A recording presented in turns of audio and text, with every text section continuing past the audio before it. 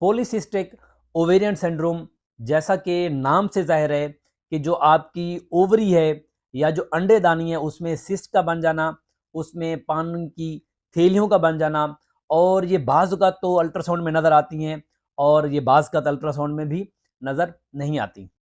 क्योंकि ये एक सिंड्रोम है और सिंड्रोम का मकसद ये होता है कि बहुत सारी चीज़ें इसके अंदर मौजूद हैं। अगर कोई डिज़ीज़ होती है तो उसका मकसद ये होता है कि कोई एक बीमारी है, अगर उसको ठीक कर दिया जाए तो इंसान ठीक हो जाता है। लेकिन क्योंकि जो सिंड्रोम होती है वो बहुत सारी बीमारियाँ उसके साथ जुड़ी होती हैं और उसकी जड़ें मौजूद होती हैं और उसके अंदर बहुत सारे मसाइल होते हैं। तो अगर देखा जाए तो इसको पॉलीसिस्टिक ओवेरियन सिंड्रोम इसीलिए कहते हैं क्योंकि इनमें हार्मोन्स के बहुत सारे मसाइल होते हैं। तो आके देखते हैं कि वो मसाइल कौन-कौन से हैं, इसकी अलामात कौन-सी हैं और अगर इसका इलाज करवाया जाए तो इलाज मुमकिन है और क्या उसके बाद